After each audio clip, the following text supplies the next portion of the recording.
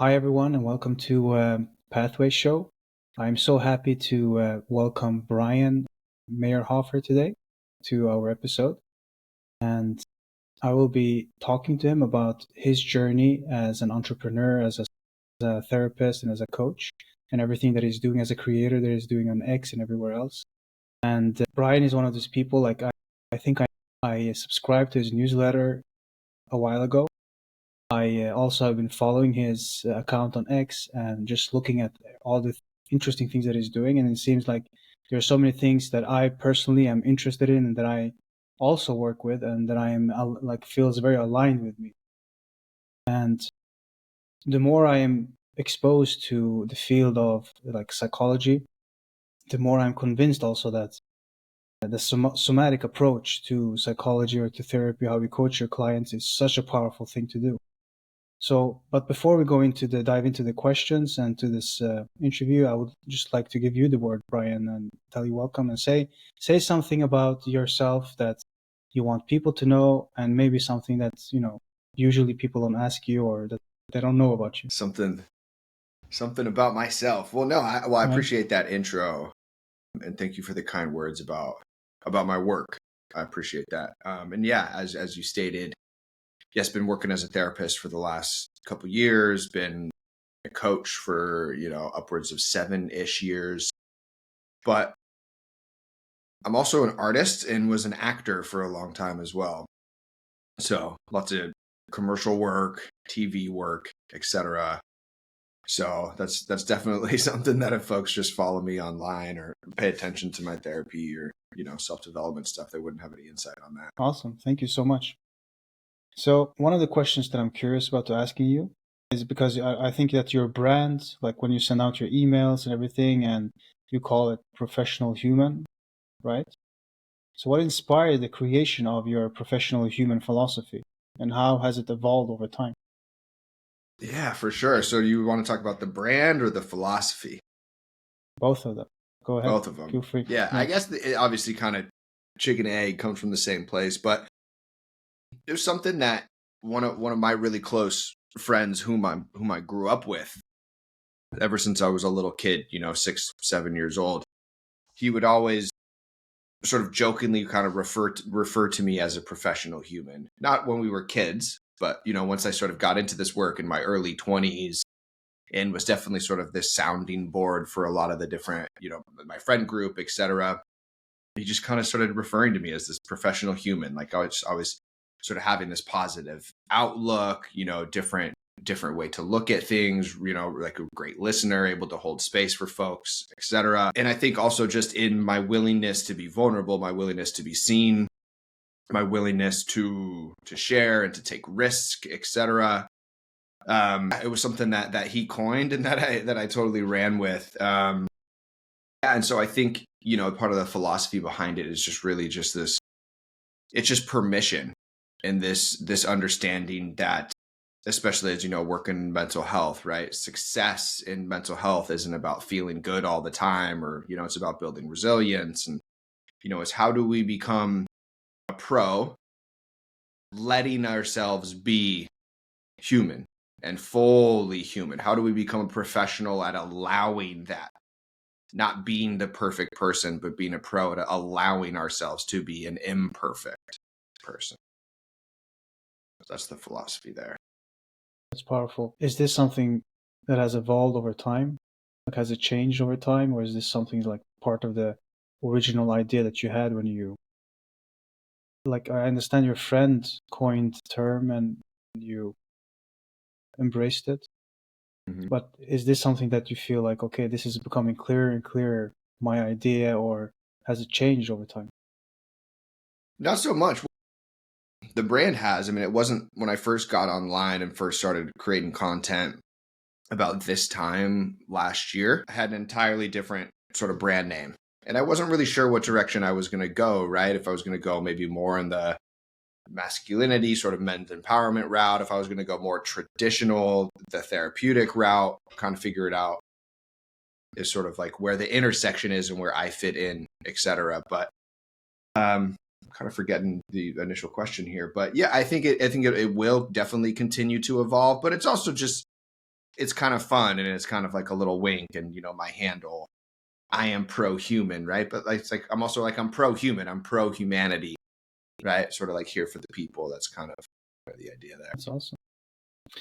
And like how do you think that this philosophy, how would it differ from traditional views on, for example, being a human?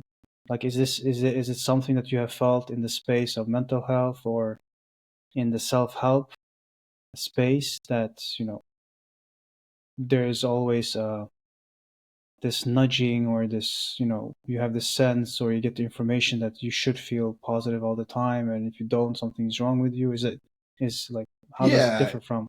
it's a great question. You know, I think that something that I'm super cognizant of is just this idea of sort of bypassing our human qualities, right? We can do that with our spirituality. We could do that with sort of toxic positivity. You see that even, you know, in therapeutic spaces, etc. But I just think in the self-improvement, self-help world, there is an ideal that is sort of like laid out in front of you. And if you can live up to this ideal, then you'll get this result, right? And I think it is actually, I think it can be really damaging, some of the self-help and some of that self-improvement, the lack of nuance, and especially around the reality of mental health and mental health struggles. And so I think, sure, if you read my stuff, if you pay attention to my work, you're like, okay, he's in self-development, self-improvement, self-help, whatever. But in a lot of ways, I'm sort of anti self-help. I kind of think it's a bit of a McDonald's for the mind, you know, like it kind of tastes good when it's going down, but it's not really that nutritious. And so I think the practicality in this philosophy of being a professional human or something that hits a little bit deeper, which for me always comes back to depth psychology. Yeah. I hope that answered your question. I'm Say not sure more if it about did. that depth psychology. Yeah, absolutely. So I'm curious about, knowing more about the depth that you just mentioned, but also more about, in your experience, what keeps us from becoming truly human or professional human, pro-human. Mm, mm. Yeah, when I say depth psychology, I mean, I do have an affinity for analytical psychology, Carl Jung and the post Jungians. I went to a depth based program where I got my master's, so it was a lot of psychoanalytic, Jung, James Hillman sort of focus there. Your second question, what is it that prevents us from maybe fully being as human as we could be? Interesting. Or as, yeah, I think that this may go a little bit off topic, but I think our sort of cultural sense of belonging, our cultural sense of meaning in a more communal sort of collective, I feel like we have no community or collective mythology anymore. And as a result of that, we don't have a lot of like ethos attached to that.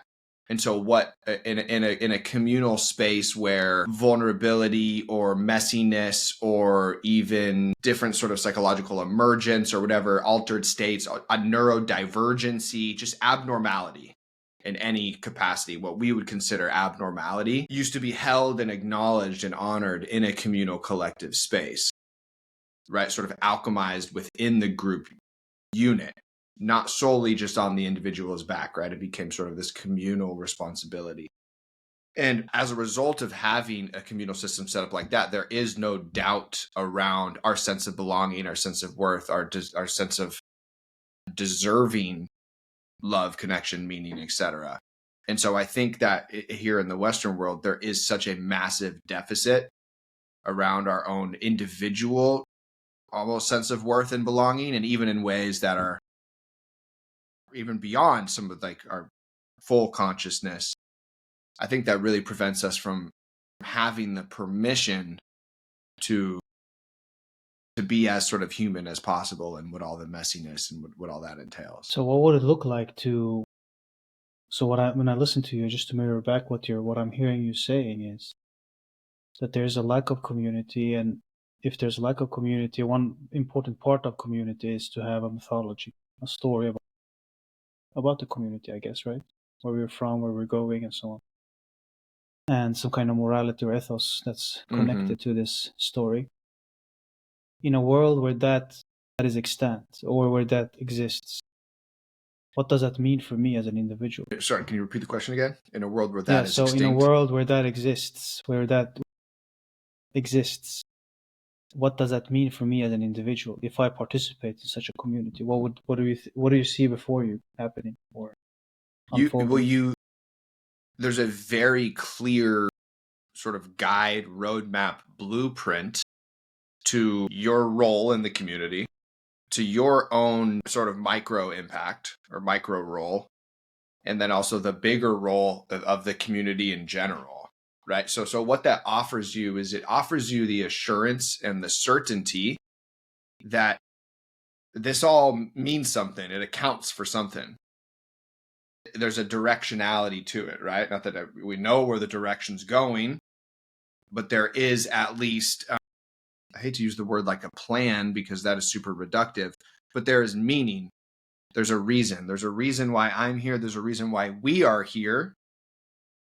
And there's a reason why we are here in reference to the greater cosmos or to the land or to whatever, except it built into it is this fabric of meaning. I know my role in it. I know our role in it. I know the collective role in it. It being this mythos, this relational sort of aspect of how we relate to the world and to life and to one another, which is where we get our morality, where we get our ethics from, and it's built innately into the story of who we are. And without that story, then out the window also goes some of that morality and that ethos as well. Not completely, because some of this is mammalian, but yeah. In 1950s or even before that, in 60s, earlier in the 18th century, if my father was a tailor, I was going to be a tailor. Most likely, I would follow in his footsteps. So in one sense, and this is my take, identity was very stable over the entire lifespan. But today, I think one of the struggles, in my opinion, is there is no clear direction in identity. You are offered all these options. That's the essence of, I guess, Western society and probably other societies as well. Whether you live in Europe, in the US, or anywhere else, you have lots of options. Or you go to school, you go to high school, maybe you will go to college, study at university, or maybe you'll take a different route in life. But there are various options. There's no clear-cut roadmap for us. And I think that might be one of the challenges in our modern time, because there's not necessarily a stable identity over a longer period of time. There is a possibility there, but there's also a danger, I think. The possibility is that, okay, let's say I'm gonna choose my own path. I'm gonna be very intentional about creating myself, right? The path I want to take. But the danger is, I guess, without any clear cut direction, then it might be also cause me a lot of confusion. And I don't know if you're aware of, if you've ever studied humanistic psychology. I'm thinking about this more specifically Aaron Antonovsky, he who developed the so-called sense of coherence theory. He was one of the people that, he was tired of all this, the entire diagnostic system, and tired of that psychologists and the field of psychology only focused on mental unhealth. Instead, he wanted to see, so what are the pillars of mental health when people are doing well? And he coined then the sense of coherence. And one of the pillars of sense of coherence is that your life is comprehensible. Like you find yourself, you understand things. Another one is it's meaningful, right? And the third one is I'm capable.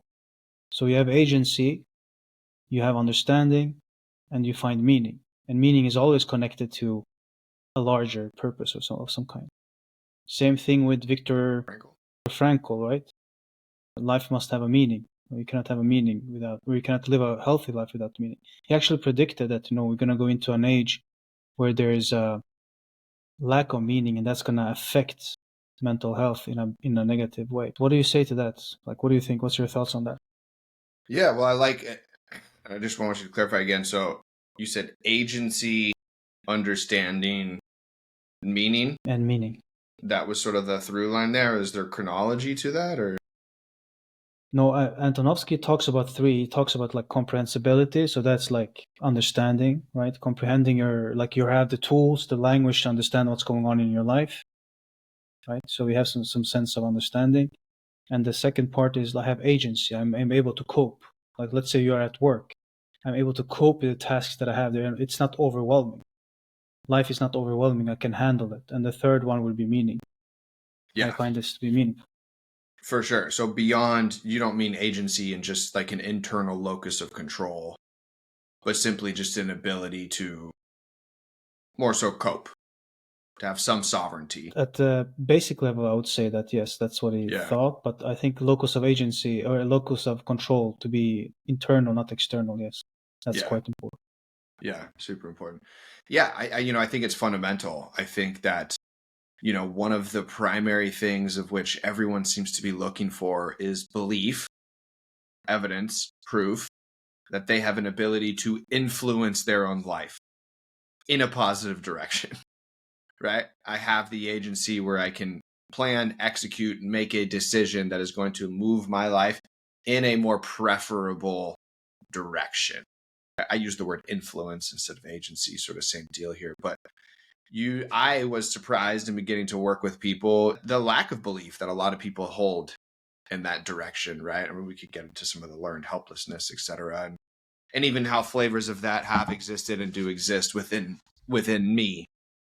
But somebody knowing without a doubt that they have an ability to influence the direction of their own life, I think is fundamental. Yeah. Can you say something more about the learned helplessness in your work and in your experience? Where does it come from? What does it mean? Yeah, it's a great question. Well, first of all, I do think that there's a little bit of a different flavor according to gender. I hate to be too reductive, but I do think that there are some general biological differences. And I think that this place of learned helplessness is where we see one of those, specifically regarding depression. Yeah, learned helplessness, right? Just this, it's the lack of agency, the lack of influence, right? This over dependence on the world, another, a parent's lover, a caregiver, or whatever, right? But just this lacking agency, lacking an ability to influence their own life, and just really feeling helpless and dependent on the other, right? The other with a capital O, if we're doing this whole self versus other thing. Yeah, and I think that is obviously there are some aspects of maybe some sort of potential sort of fawn response in there that exists, but it's a learned mechanism, right? It definitely fulfills a function for the person, right? And just the overwhelm of fully adopting or taking, the power, the control of that agency, of that influence would probably be extremely overwhelming for some of those folks. So it's really about building resilience to that discomfort, I would say, right? So how do you do that? How do you go from a position of learned helplessness? Like this is something, and just maybe a side note. I don't know if you're aware of Paulo Freire.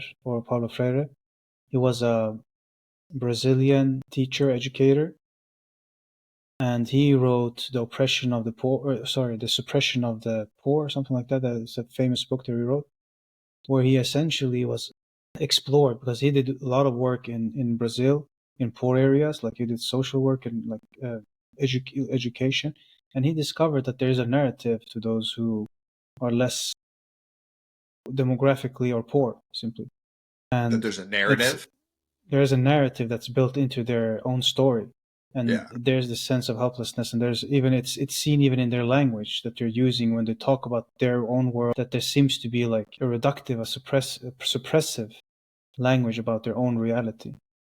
And he, at the heart of his philosophy was emancipation, that is to give them, the people that he worked with, a language, first of all, to be able to understand their own oppression, and then to be able to break free from it, I guess. But he saw Mm. that when you work with different demographic groups, and you mentioned gender here now, that there is a difference.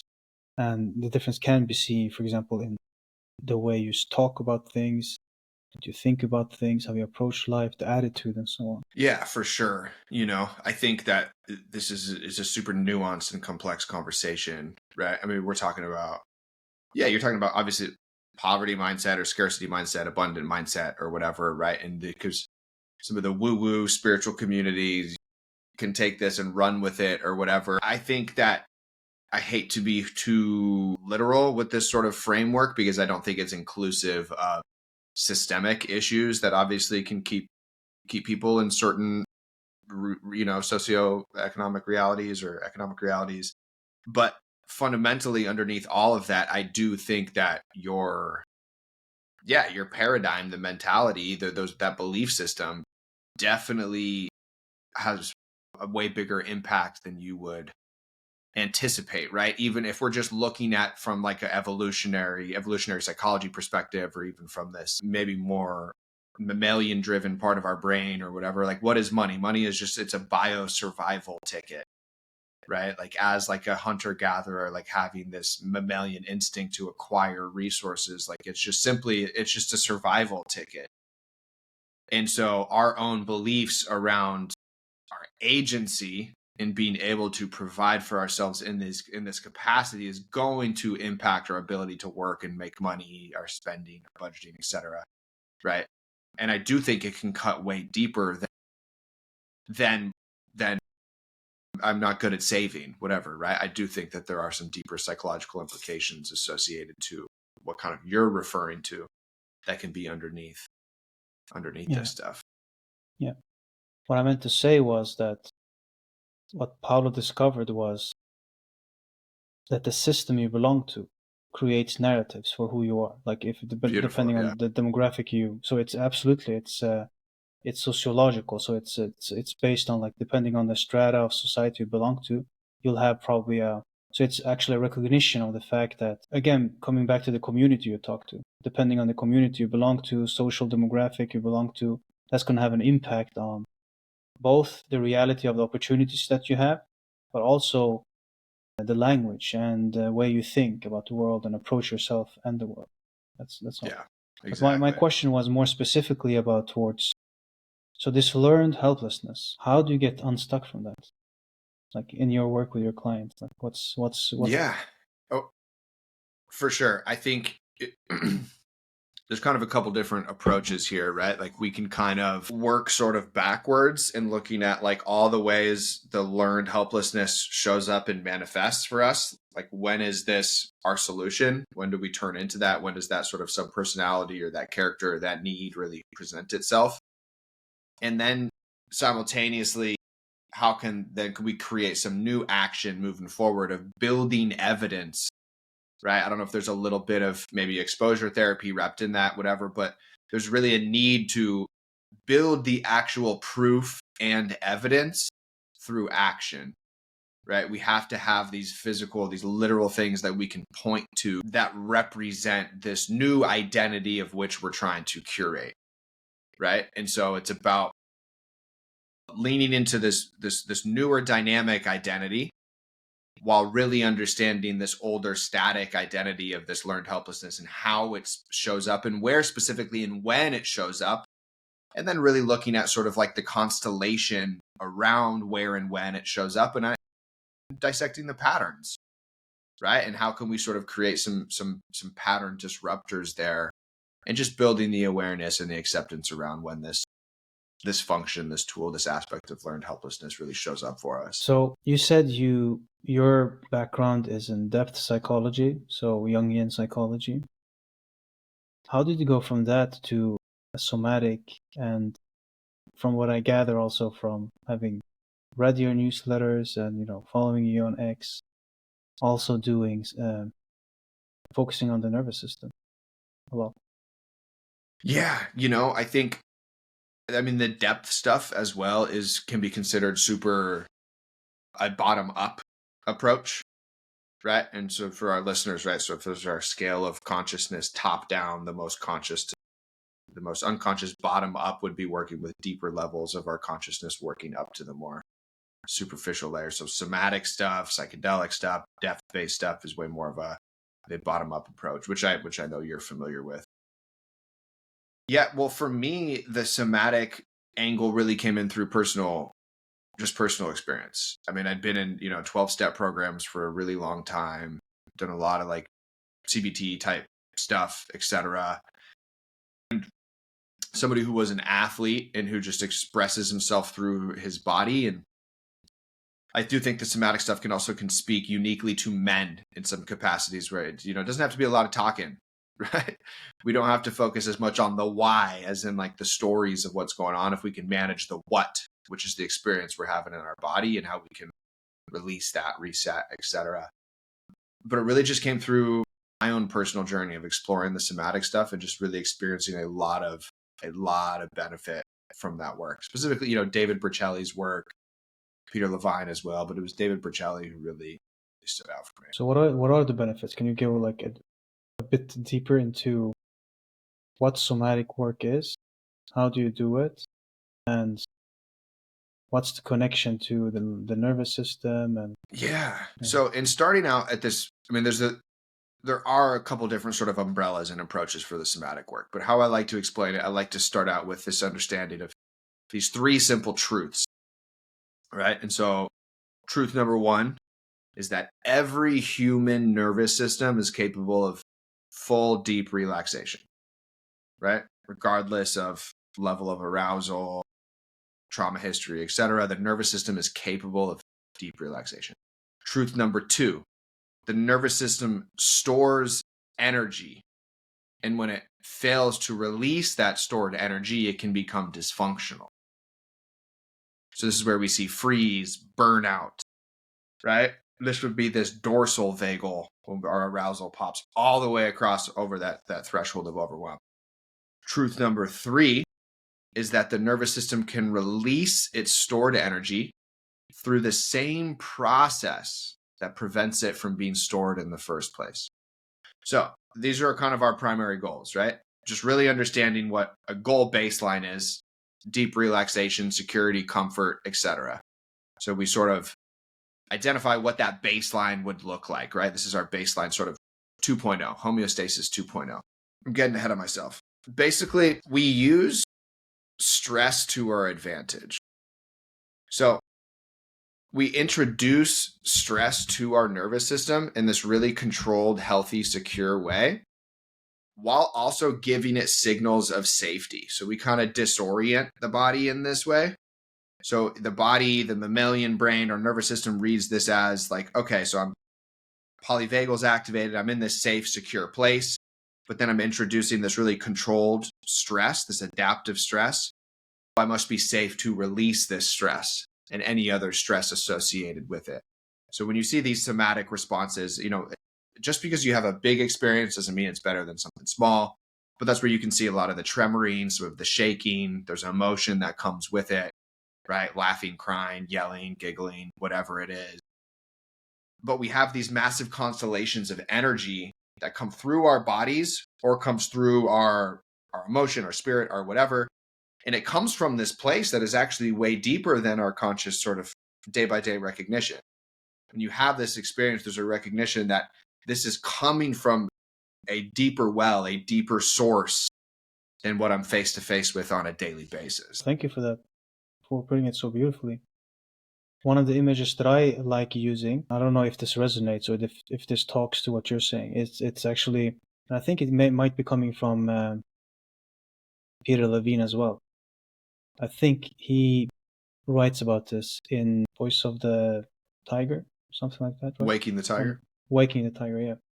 But it's this example of animals in the savannah, and when a lion or it's a leopard who is running and chasing after an impala, and it catches the impala, and you see, and I've seen like video, you can also see videos of this obviously, and you see the impala after a while when it, obviously the leopard or the lion or whatever grabs it, it will bite its throat, try to kill it obviously by doing that, and then you'll see that the impala will slow down. It will almost go into this freeze response, right? It seems as if it's dead. The blood pressure will go down, and then heartbeat will slow down obviously. It seems like the leopard thinks that it's dead and let's go, and hyenas will come close to the leopard, and then it tries to chase them off. And while it does that, then you can see like the impala that it, all of a sudden it like runs away, pops up and runs away.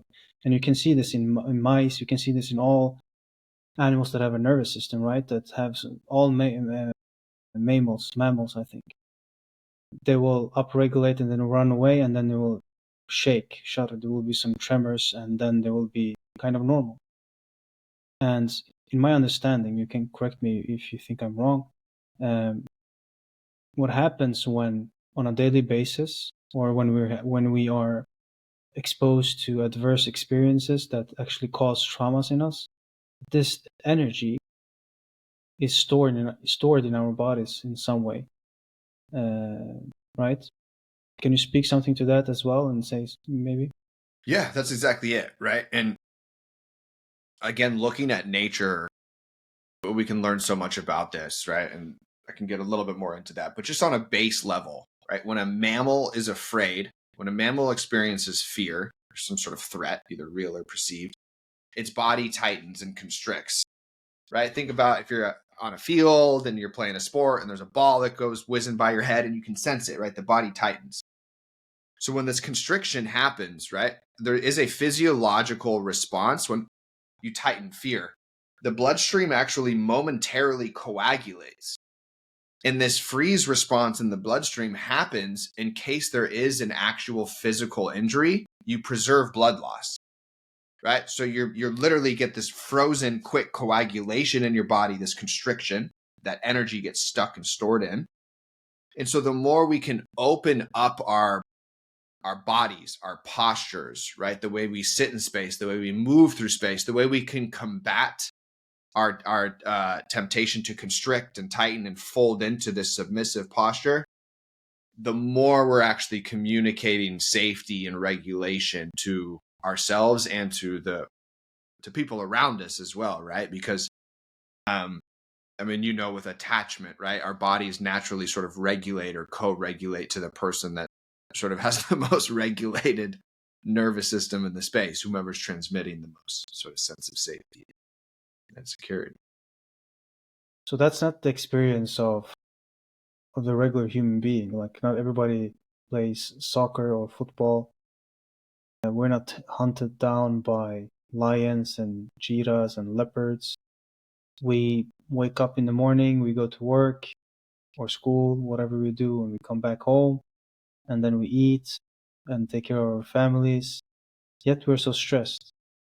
And it's as if there's that lion is lurking around the corner trying to kill us, and we're constricted, and we store this energy within ourselves. Why is that? Why is that the case in your experience? When people come to you and talk about these things, like what's your personal experience? Yeah, well, I think that, I mean, so much of it, I think, is just the way our brains are built, right? I mean, we have this natural negativity bias in a manner to keep us safe. I mean, I think that the brain, different than the mind, right? The brain is built to really regulate and maintain sort of safety for the body, right? And sort of understanding that, like, all of our, like, a lot of our thoughts and feelings and perspectives and et cetera are really just a byproduct of that.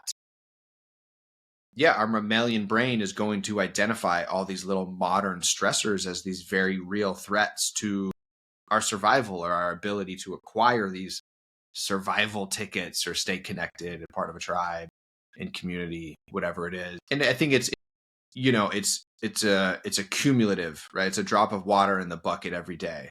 It's that little stressor every day. It's sitting in the traffic on the way home from work, picking up the kids from school, whatever it is.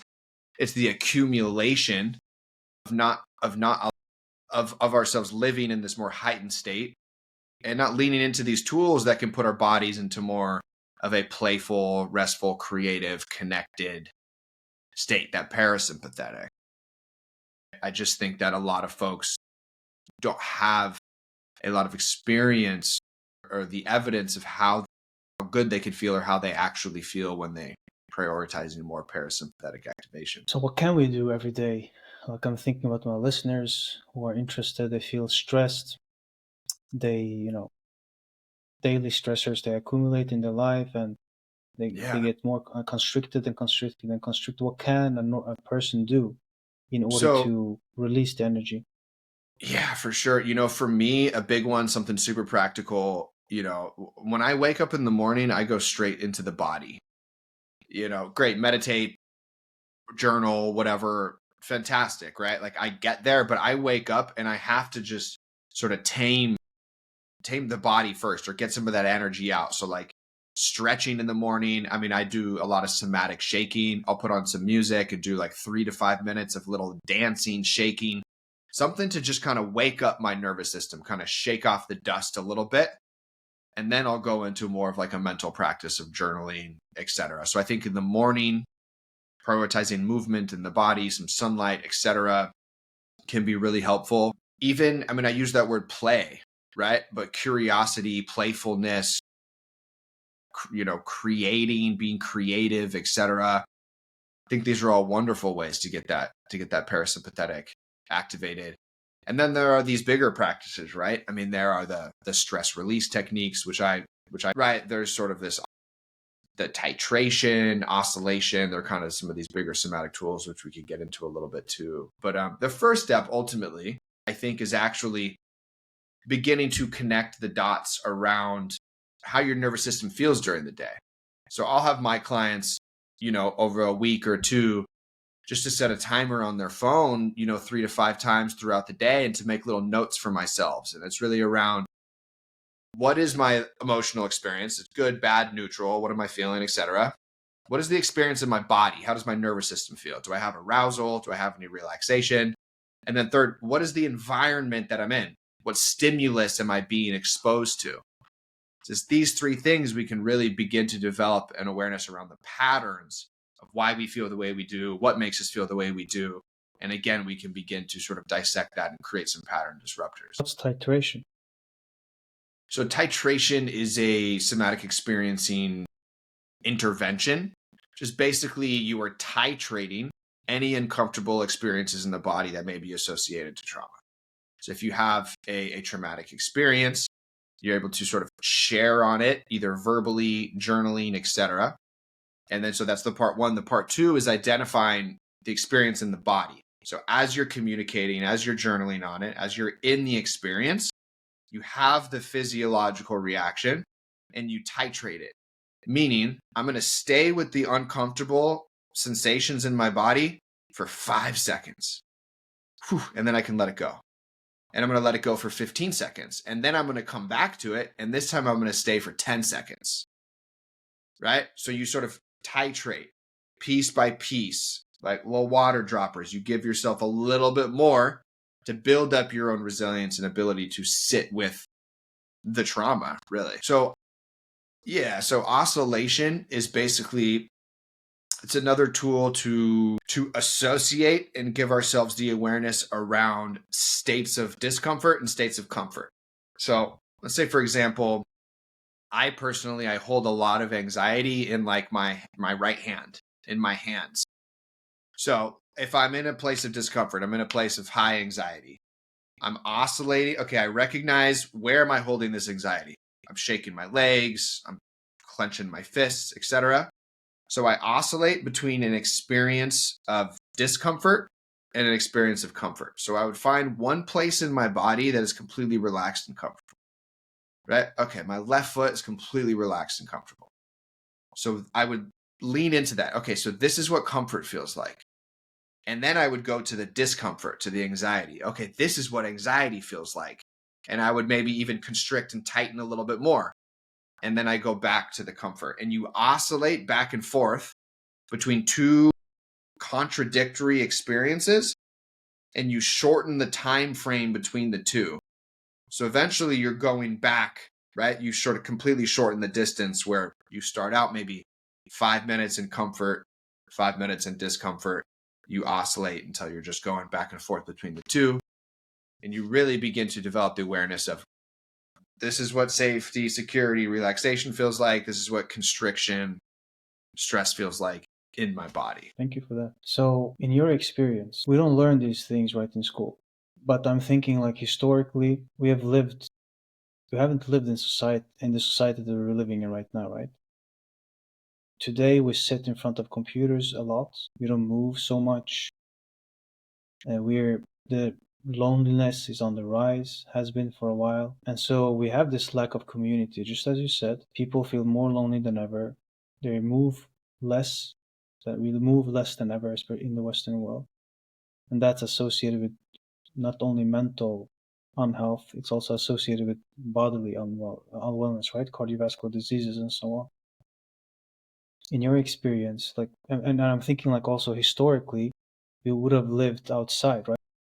Even in like not necessarily hunter-gatherer society, but let's say 100 years ago, and we would have houses and everything, but we would be much more moving, much more, being much more outside. I'm assuming, following the rhythm of nature, and at the same time, we would move more, perhaps work physically with physical labor, right? So we'd move our bodies in a different ways. But today we sit much more. What do you think is? Do you think that this is maybe one of the causes, or maybe correlated to the fact that we have so much unwellness going on in society? Like your clients, when they come to you, what do you recognize? Like, is it the fact that what tools do they lack? Do they have any tools? Or do they have different kinds of tools? Or is it the case that it's a lifestyle issue that people feel so unwell today? I think it's very often a lifestyle issue. And I think that this was one of the difficulties in sort of working under the strict umbrella of just a therapist. There's that scope of competence. I mean, I know you're not in the States, right? I'm in here in California, it's super regulated, et cetera. But I'm of the firm believer that before we get into, maybe not before, but a prerequisite to the nitty grittiness of our psychology and what may or may not be off, unbalanced, maladaptive, whatever, we can only see that clearly if we've first really addressed all the lifestyle stuff, right? If you're struggling with depression and considering medication, right? But you're smoking cannabis and drinking all day, sleeping 4 hours at night, not exercising and eating McDonald's and ice cream all day, and you feel like shit. Like, let's talk about some of that maybe before we talk about medication, et cetera, before we talk about some of the more the psychology behind it. I think that so I work with a lot of young men, and I've actually been sort of a lot of like Gen Z young men. I've actually been pretty surprised at the level of insight that a lot of these young men have. I feel like insight has been high, self-awareness is high, but I think there's a lot of cultural confusion.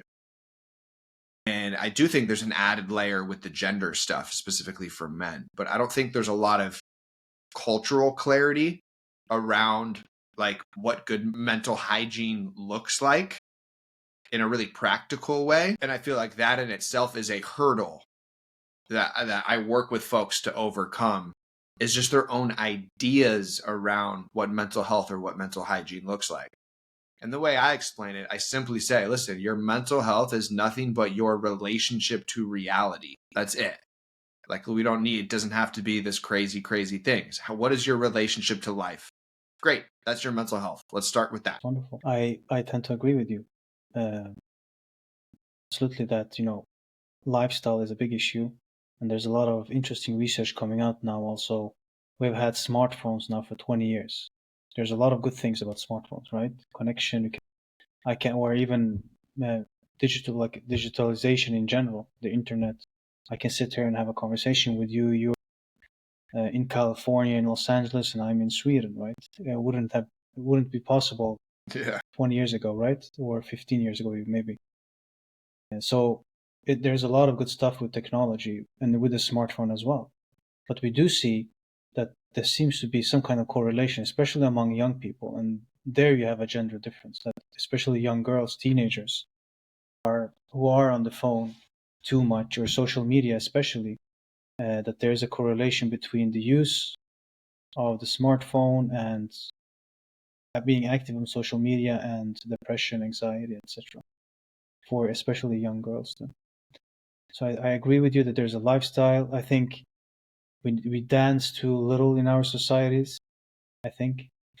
I think we need to move more. Like I was participating in a master's event. It was a conference on trauma in Oxford. It's the biggest one in Europe. So you had speakers such as Bessel van der Kolk, Gabor Mate, Dan Siegel, and etc., and many others, right? It was a 4-day conference. And I was surprised when Bessel van der Kolk, he's like, yoga is more effective for trauma than CBT. He really doesn't like CBT. Yeah. But he said that it was like, it's more effective because you have to work with the body. Trauma is not in the prefrontal cortex, the rational part of the brain. It's much lower down in your brain regions, and it is in the body. It's stuck there somehow. And that's why you have to move. And yoga is a good way to do it because it reconnects you with your body and the sensations in your body and stuff. Well, there was that study that came out just a couple months ago. It was maybe 25 different interventions for depression. And the number one was dance. Like by far. Best thing you could do for depression is dance. And he was quoting some studies. He was comparing different methods of dealing with trauma, at least in this case. And there's a trauma scale from 0 to 100, and then have PT. This is PTSD then. So clinically have PTSD, you have to be at least at 50 in the scale, right? And so usually when people come and work, they have PTSD, they scale at, let's say, 70, 80 or something like that. And they have 12 weeks program, and then they follow up and see like what happens to them afterwards, after they finish the program, whether it's CBT, EMDR, or other therapeutic forms. People who had done CBT for PTSD, he quoted this, he looked at this study. They came in, started at 90, and after 12 weeks, they were at 70 or something like that. So it went down only by 20 points. And remember, 50 is the level. So they were still traumatized after 12 weeks. And he said that, the quote, this study, which was very big study, and it was published in one of the most renowned journals in the world, scientific journals. And the abstract said that this study proves that CBT is an effective therapeutic form for PTSD. And then he looked at the data, and he's like, how many of you in here actually do look at the data? How many of you read the scientific papers, not more than just the abstract? Not many raised their hands. And he started laughing. He's like, it's pure bullshit, excuse the language, because they were still traumatized after 12 weeks. So it shows that it wasn't an effective therapeutic form for PTSD. And then he compared this to EMDR and some other somatic also approaches, which showed to be much more rigorous and obviously helped with PTSD, breathing techniques and so on. Right. Yeah, so I think that we have lost a lot in our society, in our culture, when it comes to natural ways of dealing with this stuff that for sure. Rituals, right? We have rituals. We have lost ritual, ceremony, exactly. Yeah. Personal myth, mythos. Yeah, I think, I think they go hand in hand. They go really well together, right? We could do a bottom up and a top down approach at the same time. Yeah, absolutely. Without a doubt, for me, that's where I sit. Yeah, I agree. So I have a question for you, Brian. I didn't ask you beforehand, but would you be open to guiding me in some kind of practice for a few minutes before we end? Or is it maybe I'm taking you off guard here? No worries. I mean, yeah, so the big ones of what I kind of like specialize in and what we really teach, obviously we won't have the time to get into that right now.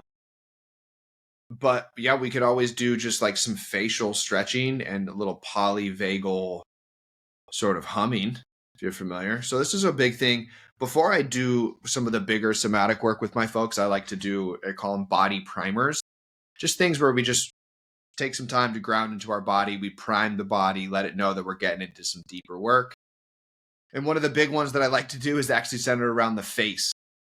So we hold a lot of our emotional patterning in our face, in our mask, right? Our persona is the Greek word for mask. We hold our emotional patterning. So really beginning to break up the fascia and the patterning in our face. So just simply just face exercises, tongue out. And I'll even maybe do like a little light tapping. But you know how much tension we hold in our jaws, around our eyes. And so I'll do 2 to 3 minutes of just face stretching. And then I'll want to sort of activate the vagus nerve. And so we activate the vagus nerve, giving it these signals of safety. And so as I'm doing some of that stretching, that facial stretching, I'll just do a little polyvagal humming. And there's the 3 different tones we want to kind of focus on. There's an you can really feel the vibration in your teeth. And then there's an or an so it's actually so that vagus nerve is in the back of the throat. And so as I'm doing that, then I just kind of try and open up my ribs a little bit, open up my diaphragm, and just breathe through the nose, but out the mouth. And wow, just a couple minutes of this. I like to do this type of stuff. I call them buffer zones, right? So before I'm starting this podcast, I need a 90-second buffer to ground myself, to leave behind the traffic that I was just in, to be fully present, right? So I'll do something like this in that buffer zone, right? I'm about to walk in the door and have dinner with my girlfriend, but I'm frustrated because my last client was a headache. Boom, here's my buffer zone. I'm going to take 90 seconds to 2 minutes to kind of reset, let that go before I walk in the apartment, whatever it is, create this little buffer zone for myself. Yeah, it's a fun. Thank you so much. Was there a question, Brian, that I should have asked you that I didn't ask you? No, I don't think so. I'm good. I love that we just basically talked about therapeutics and ideas and stuff. We didn't get too much into the personal brand or the business and stuff. And so that's good for me. We'll save that for the next one. Yeah, absolutely. Well, where can people find you if they want to just engage with you, work with you, just get in touch with you?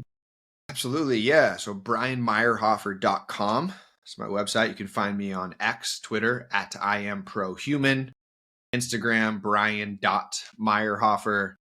Definitely subscribe to my newsletter. I have a free 5-day course available. And then I have a paid Somatic course, which is actually coming out again at the end of this month. This is my version 2.0. So I released a course earlier this year, had about 70 people take it, got incredible feedback. So this is the iteration after all that feedback. I've trimmed the fat. Really excited about that. It is called the 20-minute neural reset, and that comes out at the end of this month. You can get on the wait list now. Yeah. I'll put the links also in the show notes. Perfect. Thank you so much, Brian, for having this conversation with me. I appreciate it. It was my pleasure, dude. My pleasure.